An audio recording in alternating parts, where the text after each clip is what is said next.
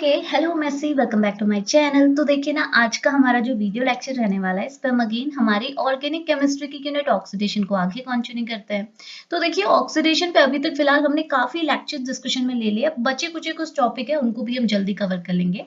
अब देखिए, आज का हमारा जो लेक्चर है वो है लेक्चर नंबर 16, यानी कि ऑलरेडी हम 15 लेक्चर्स को कवर कर चुके हैं। होप आपने प्रीवियस 15 लेक्चर्स देखे भी होंगे। और जैसे मैं आपको हर बार बोलती हुई आ रही हूँ कि इन सारे लेक्चर्स के जो पीडीएफ नोट्स हैं, जो स्टडी मटेरियल है, वो आपको टेलीग्राम ग्रुप पे मिल जाएगा और टेलीग्राम ग्रुप का लिंक आपको नीचे वीडियो के डिस्क्रिप्शन बॉक्स पे मिल जाएगा। क्लियर? अब देखिए, आज के लेक्चर पे पर्टिकुलर फोकस करते हैं। तो आज बनता है हमारा लेक्चर नंबर 16, जिसके अंदर अगेन हमने ऑक्सीडेशन पे ही बात करनी है। बट आज से हम कोई पर्टिकुलर फंक्शनल ग्रुप का ऑक्सीडेशन करना नहीं सीखेंगे, हमने वो कवर कर लिया है। अब हम लोग पर्टिकुलर ऑक्सीडाइजिंग एजेंट का यूज करेंगे और उसकी स्टडी करेंगे, यानी कि उसको समझेंगे कि आपका जो जैसे यहाँ पे देखो, आपके सिलेबस में आई थिंक 3-4 ऑक्सीडाइजिंग एजेंट ही दिया हुआ है। जैसे आज हम लोग रुथेनियम टेट्राऑक्साइड की बात करेंगे, यानी कि RuO4 के बारे में बात करेंगे। जो ये रुथेनियम टेट्राऑक्साइड होता है, ये एक टाइप का ऑक्सीडाइजिंग एजेंट होता है। अब ये कैसे ऑक्सीडाइजिंग एजेंट की तरह बिहेव करता है, कौन से फंक्शनल ग्रुप को ऑक्सीडाइज करता है, क्या इसकी बेसिक प्रॉपर्टीज रहती है, ये सारी चीजें आपने कवर करनी होती है। और इस पे आपका डायरेक्ट क्वेश्चन बनता है, ठीक है। इस पे आपकी रिएक्शन, वही चीज है, रिएक्शन दे देंगे तो दे देंगे, अदरवाइज आपका क्या क्वेश्चन डायरेक्ट भी बन जाता है इसमें कि रुथेनियम टेट्राऑक्साइड एक ऑक्सीडाइजिंग एजेंट की तरह वर्क करता है, इसे बताओ। और बताओगे भी कैसे, इसकी पहले बेसिक प्रॉपर्टी बताएंगे कि कैसे रुथेनियम टेट्राऑक्साइड जो है वो ऑक्सीडाइजिंग एजेंट की तरह काम करता है। अब ऑक्सीडाइजिंग एजेंट है तो ये कुछ फंक्शनल ग्रुप को भी ऑक्सीडाइज करेगा, कुछ स्पेसिफिक फंक्शनल ग्रुप को ऑक्सीडाइज करेगा।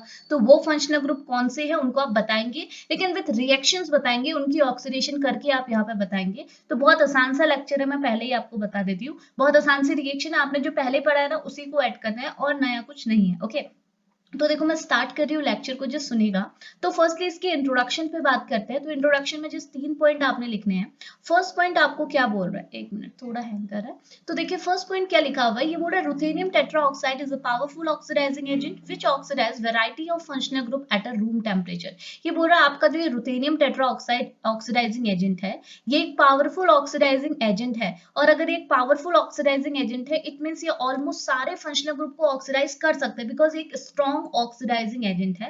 तो इसीलिए लिखा हुआ है कि रुथेनियम टेट्राऑक्साइड एक पावरफुल ऑक्सीडाइजिंग एजेंट है। ये वैरायटी ऑफ फंक्शनल ग्रुप को ऑक्सीडाइज करता है, यानी कि ऑलमोस्ट सभी को करेगा। कुछ एक्सेप्शन यहाँ पर को आपको मिल जाते हैं एस्टर वगैरह का, वो हम नीचे देखेंगे।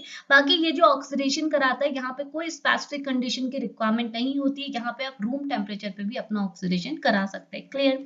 सेकंड पॉइंट क्या लिखा हुआ है, ये बोल रहा है oxidation of ruthenium tetroxide is generally carried out in a carbon tetrachloride and methyl cyanide solution. ये बोल रहा है जब भी आप रुथेनियम टेट्राऑक्साइड को as a oxidizing agent use करेंगे, तो वहां पे आप दो चीजों का सॉल्यूशन बना के रखेंगे। पहला होगा कार्बन टेट्राक्लोराइड का सॉल्यूशन, दूसरा होगा आपका मिथाइल साइनाइड का सॉल्यूशन, यानी कि CCl4 का सॉल्यूशन आपने लेना है और CH3CN का सॉल्यूशन आपने लेना है। यानी कि रिएक्शन कंडीशन में रुथेनियम टेट्राऑक्साइड के साथ ये दोनों भी आपको साफ साफ दिखेंगे, ये आपको सॉल्यूशन बना के रखने होंगे। क्लियर? नाउ आगे बात करते हैं। देखिए लास्ट पॉइंट यहाँ पे क्या लिखा हुआ है, ये बोल रहा है सिंस रुथेनियम टेट्राऑक्साइड यहाँ पे is okay is costly, it is convenient to use a catalytic amount of a ruthenium tetroxide in the presence of sodium periodate. पहले बताइए सोडियम पेरियोडेट क्या होता है। तो देखो लास्ट लेक्चर पे हमने पढ़ा था सोडियम पेरियोडेट भी तो क्या होता है, एक ऑक्सीडाइजिंग एजेंट होता है, जिसका फॉर्मूला क्या होता है, NaIO4, आसान है। ओके, अब देखो सोचने वाली बात है, हम यहाँ पे पर्टिकुलर ऑक्सीडाइजिंग एजेंट के बारे में पढ़ रहे हैं, रुथेनियम टेट्राऑक्साइड, ये भी तो एक ऑक्सीडाइजिंग एजेंट है। तो ये बोल रहे रुथेनियम टेट्राऑक्साइड के साथ जब भी आप रिएक्शन कराएंगे, तो रिएक्शन में आपको सोडियम पेरियोडेट भी मिलेगा। आप देख लीजिए, यहाँ पे रुथेनियम टेट्राऑक्साइड है, इसके साथ साथ दो आपके सॉल्वेंट हो गए CCl4 एंड CH3CN, वो तो ओके है, लेकिन और रूम टेम्परेचर भी दिखाइए, वो भी ओके है। लेकिन यहाँ पे NaIO4 यानी कि सोडियम पेरियोडेट क्यों दिया हुआ है, ये भी ऑक्सीडाइजिंग एजेंट है, ये भी ऑक्सीडाइजिंग एजेंट है, तो दो ऑक्सीडाइजिंग एजेंट की यहाँ पे जरूरत क्यों पड़ी, उसका रीजन आपको यहाँ पे बताया हुआ है। ये बोल रहे देखो हमको पता है रुथेनियम काफी एक्सपेंसिव होते हैं, तो रुथेनियम से बनने वाला ऑक्साइड भी तो एक्सपेंसिव होगा। तो ये बोल रहे रुथेनियम टेट्राऑक्साइड क्या होता है, बहुत ज्यादा एक्सपेंसिव होता है या फिर कॉस्टली होता है। ओके, अब अगर ये कॉस्टली है तो भाई रिएक्शन को प्रोसीड कराने के लिए जो हमको रुथेनियम टेट्राऑक्साइड अगर ज्यादा चाहिएगा, तो हम ज्यादा कहाँ से लाएंगे। तो इसलिए हमारे लिए कन्वीनियंट क्या रहेगा कि हम लोग क्या करें, इसको कैटालिटिक अमाउंट में लें। कैटालिटिक अमाउंट मतलब बहुत छोटी अमाउंट। देखो कैटालिस्ट की यहाँ पे दो प्रॉपर्टी आएंगी, कौन कौन सी। पहली चीज की कैटालिस्ट को आप क्या लेते हैं, बहुत छोटे अमाउंट में लेते हैं, तो रुथेनियम टेट्राऑक्साइड को भी हम लोग बहुत छोटे अमाउंट में लेंगे, बहुत कम अमाउंट का रुथेनियम टेट्राऑक्साइड भी चलेगा, ठीक है। दूसरी कैटालिस्ट की मेन मेन प्रॉपर्टी क्या होती है कि कैटलिस्ट रिएक्शन को प्रोसीड कराने का काम करता है, वो तो ओके है, लेकिन कैटलिस्ट रिएक्शन से पहले जैसा होता है और रिएक्शन के बाद जो होता है वो सेम होता है, मतलब जैसा कैटलिस्ट आप डालेंगे रिएक्शन में वैसा ही कैटलिस्ट आपको रिएक्शन के बाद मिलेगा। रिएक्शन आपके कैटलिस्ट में बिल्कुल भी चेंज नहीं लाती है। वही चीज है कि आपका जो रुथेनियम टेट्राऑक्साइड है ये जब ऑक्सीडेशन कराएगा तो हमको इसका अमाउंट भी ज्यादा लेने की जरूरत नहीं है, और हम लोग के देखेंगे कि रुथेनियम टेट्राऑक्साइड जैसा पहले था, ठीक है, वैसा ही हमको बाद में मिलेगा, इसमें कोई भी चेंज नहीं आएगा। अब अगर चेंज नहीं आ रहा है तो ये हमारे लिए फायदे की बात है, बिकॉज ये बहुत ज्यादा एक्सपेंसिव है, इसका हम लोग बार बार यूज नहीं कर सकते। हम एक बार को मतलब एक बार का जो हमारा रुथेनियम टेट्राऑक्साइड है इसे ही बार बार यूज कर सकते हैं, बिकॉज ये कैटालिटिक अमाउंट में हम यूज कर रहे हैं, एज अ कैटलिस्ट बिहेव कर रहा है, अपना काम करेगा और जैसा था वैसा ही एज इट इज आपको मिल जाएगा एंड में। ओके, अब ये ऐसा कैसे कर लेता है, ठीक है, रुथेनियम टेट्राऑक्साइड ऐसा कैसे कर लेता है, इसका रीजन है यहाँ पर हम सोडियम पेरियोडेट का यूज कर रहे हैं। इस वजह से सोडियम पेरियोडेट क्या करता है, देखो हमको पता है ना ऑक्सीडाइजिंग एजेंट का एक बिहेवियर मैंने आपको स्टार्टिंग में ही बोला था कि ऑक्सीडाइजिंग एजेंट क्या करेंगे, आप बोलेंगे ऑक्सीडाइजिंग एजेंट ऑक्सीडेशन कराएंगे। ओके, अब मैं पूछूंगी कैसे ये ऑक्सीडेशन कराएंगे, तो आप सबको पता है ये ऑक्सीडेशन कराता है बाय खुद को रिडक्शन करा के, मतलब ये अपने आप में रिडक्शन कराएंगे और रिडक्शन करा के रिएक्शन को ऑक्सीडाइज करेंगे। तो होता भी यही है कि रुथेनियम टेट्राऑक्साइड को जब आप एज अ ऑक्सीडाइजिंग, ये है suppose ruthenium tetroxide oxidizing agent, ये जब ऑक्सीडेशन कराएगा तो खुद को क्या कर देगा, रिड्यूस कर देगा। ओके, और इस रिड्यूस प्रोडक्ट को, ये जो रुथेनियम टेट्राऑक्साइड का जो रिड्यूस फॉर्म होगा, इसे वापस से ऑक्सीडाइज करने का काम कौन करता है, सोडियम पेरियोडेट करता है, जिस वजह से हमको क्या है एज इट इज हमारा रुथेनियम टेट्राऑक्साइड एंड में मिल जाता है। और इसी वजह से हम लोग रिएक्शन कंडीशन में एक्स्ट्रा में सोडियम पेरियोडेट डालते हैं, बिकॉज ये भी तो ऑक्सीडाइजिंग एजेंट है। ये किसको ऑक्सीडाइज करता है, यहाँ पर रुथेनियम टेट्राऑक्साइड को, जो रिड्यूस रुथेनियम टेट्राऑक्साइड है इसे वापस से ऑक्सीडाइज करने का काम कौन करता है, सोडियम पेरियोडेट। इंपॉर्टेंट पॉइंट है, याद रखिएगा, ठीक है। तो यहाँ पे वही चीज लिखा है कि which oxidize reduce ruthenium back to the active tetroxide in situ. Okay, clear हुआ। अब आगे बात करते हैं, अब इसके ऑक्सीडेशन को पढ़ते हैं। अभी तो इंट्रोडक्शन पे बात की, अब ये थोड़ी सी स्लाइड थोड़ी सी गंदी सी दिख रही है, बट प्लीज समझ जाइएगा, ये ऑक्सीडेशन आ गया है, ठीक है, ऑक्सीडेशन बाय रुथेनियम टेट्राऑक्साइड। अब रुथेनियम टेट्राऑक्साइड पर्टिकुलरली कौन से फंक्शनल ग्रुप को ऑक्सीडाइज करता है वो सीखना है। अब यहाँ पे कुछ भी एक्स्ट्रा नहीं है, जो आप पहले पढ़ चुके हैं ना उसी को आप डालना है और कुछ नहीं, ठीक है। तो देखो फर्स्ट पॉइंट यहाँ पे क्या लिखा हुआ है कि बोला ruthenium tetroxide cleaver carbon carbon double bond ketone and carboxylic acid. तो यहाँ पे 3 फंक्शनल ग्रुप आपको दिखा दिए हैं जो आपका ऑक्सीडाइज होते हैं बाय रुथेनियम टेट्राऑक्साइड। ओके, कौन कौन सा, carbon carbon double bond, ketone and carboxylic acid, और सबके सबका ऑक्सीडाइज प्रोडक्ट आपको पता है। लेकिन ये बोल रहा है उन प्रोडक्ट का अगर आप नेचर जानना चाहेंगे तो क्या होगा, तो ये बोल रहा था nature of product depend upon the degree of substitution of the double bond.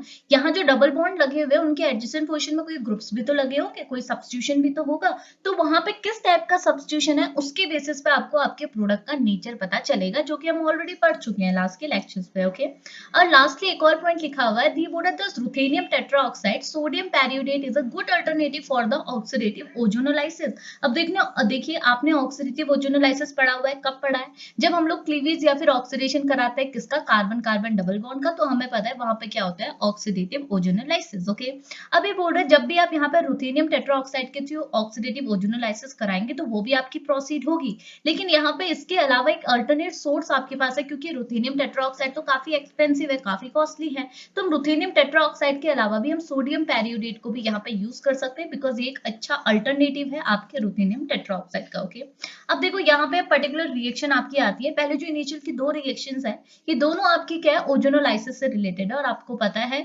Ozonolysis पे क्या होता है, मैंने आपको शॉर्ट में बताया था, आप जस्ट डबल बॉन्ड के दोनों साइड पर ऑक्सीजन ऐड कर दीजिए। ओके, अब देखो एक और पॉइंट मैं आपको पहले ही बता देती हूँ, यहाँ पे जहां भी हमको जिस पॉइंट पे भी हमको एल्डिहाइड का फॉर्मेशन मिलेगा तो उससे आप किस में कन्वर्ट कर देंगे, एसिड में। क्यों, क्योंकि देखो ना यहाँ पे इस पर्टिकुलर केस में आपको आगे पता चलेगा, यहाँ पे आप कंप्लीट ऑक्सीडेशन की बात करते हैं, ये जो आपका ऑक्सीडाइजिंग एजेंट है रुथेनियम टेट्राऑक्साइड, ये एक पावरफुल ऑक्सीडाइजिंग एजेंट है, तो ये कभी भी इनकम्प्लीट ऑक्सीडेशन नहीं कराता है, कंप्लीट ऑक्सीडेशन कराता है। तो अगर हमारे पास कोई भी XYZ कोई भी स्पीसीज है जो कि बाय ऑक्सीडेशन किस में कन्वर्ट हो रहा है, फॉर्माइल ग्रुप यानी कि CHO में कन्वर्ट हो रहा है, तो ये CHO में तक ही नहीं रहेगा, सीमित नहीं रहेगा, ये आगे ऑक्सीडाइज होके आपके एसिड में कन्वर्ट हो जाएगा। क्यों, क्योंकि यहाँ पे मैंने क्या बोला, पावरफुल ऑक्सीडाइजिंग एजेंट है, तो ये पार्शियल ऑक्सीडेशन नहीं कराएगा, कंप्लीट ऑक्सीडेशन कराएगा, और कंप्लीट ऑक्सीडेशन कब होगा, जब आप एसिड तक पहुंचेंगे, ना कि एल्डिहाइड तक। क्लियर हुआ ना। अब देखिए अब यहाँ पे करते हैं, ठीक है, तो ओजोनोलाइसिस में मैंने आपसे क्या बोला था, क्या देखो सिर्फ आपने अपना कंपाउंड में क्या देखना है, अपना पॉइंट जहां पे आप अपना रिएक्शन कराने वाले हैं वो है आपका double bond. Okay, oxidizing agent के थ्रू आपको पता ही चल गया क्या आपने कराना है। तो डबल बॉन्ड में आप इसके थ्रू क्या पता चला, ऑक्सीडेशन कराना है ना। और डबल बॉन्ड में कैसा ऑक्सीडेशन होगा, ओजोनोलाइसिस होगा। ओजोनोलाइसिस पे मैंने आपसे क्या बोला था, देखो ये जो बॉन्ड है, दोनों बॉन्ड यहाँ से टूटते हैं, यहाँ पे एक ऑक्सीजन जुड़ता है, यहाँ पे एक ऑक्सीजन जुड़ता है, यहाँ से कुछ इस टाइप से आपका ऑक्सीजन जुड़ता है। ओके, अब अगर आप यहाँ पे चेक करेंगे तो देखो, अगर आप प्रॉपर क्लीवेज कराएंगे तो आपकी चॉइस है, जैसे हमने ओजोनोलाइसिस के पर्टिकुलर लेक्चर पे किया था मैकेनिज्म के थ्रू, आप वो कर सकते हैं। लेकिन शॉर्ट में मैंने आपसे बोला था इतना लंबा जाने की जरूरत है ही नहीं। आप क्या कीजिए ना, ये है डबल बॉन्ड था, इसको क्लीव कीजिए, दोनों साइड लगा दीजिए अपना ऑक्सीजन। तो ये क्या बनेगा, CH3 C double bond O C2H5, यानी कि कीटो बन गया। तो देखो CH3 C double bond O C2H5। Okay, और ये क्या बना, ये बना CH3 CH2 CHO, CHO बना ना, CHO बना। लेकिन CHO को आपने किस में कन्वर्ट करना बोला, एसिड में। तो ये बन जाएगा CH3 CH2 COOH। क्लियर हुआ ना, समझे। नेक्स्ट में चलते हैं, यहाँ पे देखो जो भी कंपाउंड है आपने कहाँ करना है बोला मैंने, अटेंशन यहाँ पे जहां आपका ऑक्सीडेशन होने वाला है। तो यहाँ पे ऑक्सीडेशन होना है। अब क्या करेंगे, दोनों साइड डबल बॉन्ड के दोनों साइड लगा देंगे अपना ऑक्सीजन, एक यहाँ एक यहाँ। ठीक है, तो ये किस में कन्वर्ट हो जाएगा, CHO में। ये भी किस में कन्वर्ट हो जाएगा, CHO में। CHO यहाँ भी CHO लगेगा और यहाँ भी CHO, और CHO तक रिएक्शन स्टॉप नहीं हो सकती, फर्दर ये किस में कन्वर्ट होगा, एसिड में। Okay, clear. तो दोनों साइड क्या बने, एसिड। देखो ये आपका सिमेट्रिकल है ना, तो हमने यहाँ पर डायरेक्ट 2 लगा दिया। ये क्या बना, CH3 CH2 का होल 4, ये बना COOH बना ना, CH के बदले क्या आ गया, COH। और यहाँ भी सेम चीज है, CH3 CH2 का होल 4, CH के बदले क्या हो गया, COH। तो हमने 2 मोल ले लिए सेम कंपाउंड के। क्लियर हो रहा, कितना आसान है। ये बना आपका डबल बॉन्ड का oxidation by ozonolysis. Okay, now आगे बात करते हैं छोटू से। अब देखो यहाँ पे कुछ पॉइंट लिखे हैं, इनकी भी रिएक्शंस हम पढ़ लेते हैं, बहुत आसान है। तो फर्स्टली ये बोल रहा है कि alcohol can also be oxidized by this reagent. तो हमने ऊपर भी बोला था कि अल्कोहल को भी ये रिएजेंट रुथेनियम टेट्राऑक्साइड क्या कर सकता है, अरे ऊपर नहीं बोला था, सॉरी, नीचे ही बोल रखा है कि अल्कोहल को भी ये रिएजेंट क्या करता है, ऑक्सीडाइज करता है। ओके, अब कैसे ऑक्सीडाइज करेगा, वही चीज है जो हमने पहले पढ़ी थी, अल्कोहल के ऑक्सीडेशन में एज इट इज आपने डालना है। हमको पता है अल्कोहल भाई हमारे पास 3 टाइप के होते हैं, primary alcohol, secondary alcohol and tertiary alcohol. Okay, तो प्राइमरी अल्कोहल को जब भी आप ऑक्सीडाइज करते हैं तो ये फॉर्माइल ग्रुप में कन्वर्ट होता है। और अभी अभी मैंने बोला कि यहाँ पे कंप्लीट ऑक्सीडेशन होती है, तो फॉर्माइल ग्रुप पे ही रिएक्शन स्टॉप नहीं होगी, बिकॉज फॉर्माइल ग्रुप भी फर्दर ऑक्सीडाइज होकर किसमें कन्वर्ट होता है, हमारे एसिड में। ओके, और यहाँ पे हमारी रिएक्शन स्टॉप हो जाएगी। ओके, और सेकेंडरी अगर अल्कोहल होगा तो ये हमेशा कीटो में कन्वर्ट होगा, और कीटो आपका फर्दर ऑक्सीडाइज यहाँ पे नहीं होता है। और टर्शियरी अल्कोहल तो ऑक्सीडाइज होता ही नहीं है। तो वही चीज यहाँ पे लिखी भी हुई है, देखो अल्कोहल को भी आप ऑक्सीडाइज कर सकते हैं इस रिएजेंट से। और ये बोल रहे हैं कि जो आपका प्राइमरी अल्कोहल है ये आपको आफ्टर ऑक्सीडेशन क्या देता है, कार्बोक्सिलिक एसिड, जो कि मैंने आपको बोल दिया। और सेकेंडरी अल्कोहल आपको क्या देता है, कीटोन, जो कि हमने बोल दिया। ओके, और टर्शियरी तो कुछ देता ही नहीं है। और यहाँ पे जो आपकी प्रोडक्ट की जो यील्ड आती है वो भी आपकी काफी अच्छी होती है, और रिएक्शन अगेन हमारी रूम टेम्परेचर पे ही प्रोसीड करती है। ओके, अब एक और इंपॉर्टेंट पॉइंट लिखा हुआ है, ये बोल रहा है आपका जो ग्रुप है, जैसे एस्टर हो गया, जैसे एपॉक्साइड ग्रुप हो गया, इन पे आपके इस रीजन का कोई भी इफेक्ट नहीं पड़ता। अगर ये प्रेजेंट भी है तो इनको आप एज इट इज छोड़ देंगे, बिकॉज इनके ऊपर आपके रिएजन का कोई भी असर नहीं पड़ता। अब आप रिएक्शन खुद से करके देख लीजिए, आपको आसानी से आ जाएगी। देखो ये जो पहली स्पीसीज है इसमें आपको 2 ग्रुप मिल रहे हैं, पहला ग्रुप है हाइड्रोक्सी, दूसरा है एस्टर। तो अभी अभी हमने बोला भाई एस्टर में तो कोई भी चेंज नहीं आएगा, तो एस्टर को आप एज इट इज छोड़ दो। ओके, अब यहाँ पर वही रिएजेंट है, ठीक है, आपका रुथेनियम टेट्राऑक्साइड हो गया, आपका सोडियम पेरियोडेट हो गया। ओके, सोडियम पेरियोडेट हो गया, और आपका मिथाइल साइनाइड हो गया, और आपका क्या था, क्लोरोफॉर्म हो गया, सॉरी,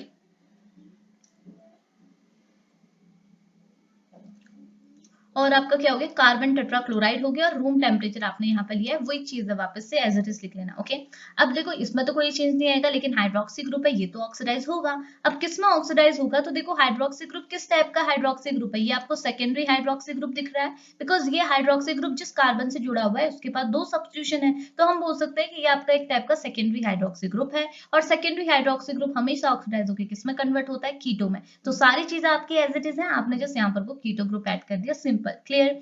अब अगला एग्जांपल देख लीजिए, इसमें आपको पहले क्या दिख रहा है, साफ साफ दिख रहा है एपॉक्साइड की रिंग। तो हमने बोला ना एपॉक्साइड में कोई भी चेंज नहीं आएगा, तो एपॉक्साइड को आप एज इट इज छोड़ दो, इसमें कोई भी ऑक्सीडेशन आपने नहीं करना है। ओके, और सिर्फ रुथेनियम टेट्राऑक्साइड के थ्रू, वैसे तो होता ही है हमको पता है, लेकिन रुथेनियम टेट्राऑक्साइड के थ्रू यहाँ पे कुछ नहीं होगा। ठीक है, और एस्टर में भी ऑक्सीडेशन तो होता ही है, लेकिन यहाँ पर को हम लोग क्या रुथेनियम टेट्राऑक्साइड ले रहे हैं, तो इसके थ्रू यहाँ पे कोई भी चेंजेस नहीं मिलेंगे। तो अब एबॉक्साइड तो आप एज इट इज छोड़ेंगे। इसके अलावा देखिए कोई ग्रुप है, बिल्कुल है, यहाँ पे आपको हाइड्रोक्सी ग्रुप दिख रहा है। ओके, और ये कैसा हाइड्रोक्सी ग्रुप है, साफ साफ दिख रहा है प्राइमरी हाइड्रोक्सी ग्रुप है। ओके, क्योंकि यहाँ पे यहाँ पे जो हाइड्रोक्सी ग्रुप जिस कार्बन से जुड़ा हुआ है उसके पास सिर्फ एक सब्स्टिट्यूशन है, एक सब्स्टिट्यूशन है। इसका मतलब क्या हुआ कि ये आपका प्राइमरी हाइड्रोक्सी ग्रुप है, और प्राइमरी हाइड्रोक्सी ग्रुप को आप यहाँ पे एल्डिहाइड में कन्वर्ट नहीं करेंगे, इसे कन्वर्ट करेंगे एसिड में। तो हमने यहाँ पर को क्या किया, हाइड्रोक्सी हटाया और डायरेक्ट क्या लगा दिया, हमारा एसिड ग्रुप। क्लियर हुआ? बस इतना सा काम आपने करना है, कितना आसान सा रिएक्शन था। ठीक है, नाउ लास्ट एक पॉइंट लिखा हुआ है, ये बोल रहा है remarkable reaction is a smooth conversion of a benzene ring to a carboxylic acid. इसका एक रिमार्केबल रिएक्शन आपकी ये है कि आपका जो रुथेनियम टेट्राऑक्साइड है ना, ये आपकी बेंजीन रिंग को किसमें ऑक्सीडाइज कर देती है, कार्बोक्सिलिक एसिड में। क्लियर? तो यहाँ पे कार्बोक्सिलिक एसिड पे ज्यादा अटेंशन हुआ है। तो देखो यहाँ पे जो आपका रिएक्टेंट मॉलिक्यूल है, इसमें आपके पास एक 6 मेंबर रिंग है जो कि आपकी सैचुरेटेड है, बट इसके साथ एक अनसैचुरेटेड रिंग लगी हुई है, बेंजीन रिंग। तो ये बोल रहा है कि बेंजीन रिंग को भी ऑक्सीडाइज किया जा सकता है बाय रुथेनियम टेट्राऑक्साइड। तो रुथेनियम टेट्राऑक्साइड ने क्या इस बेंजीन रिंग को ऑक्सीडाइज कर दिया डायरेक्टली किसमें, कार्बोक्सिलिक एसिड में। बस इतनी सी चीज आपने यहाँ पर को करनी थी। क्लियर हुआ? तो बस ये था हमारा आज का लेक्चर जिस पर आपने रुथेनियम टेट्राऑक्साइड एक ऑक्सीडाइजिंग एजेंट की तरह बिहेव करता है इसके बारे में डिस्कशन लिया। तो एग्जाम में देखो क्वेश्चन डायरेक्ट आएगा, अगर रुथेनियम टेट्राऑक्साइड पे डिस्कशन पूछा जाएगा तो आप ये सारा मटेरियल लिख सकते हैं विद एग्जांपल। ओके, और रिएक्शंस भी ऐड करनी है तो कर सकते हैं, बहुत आसान है।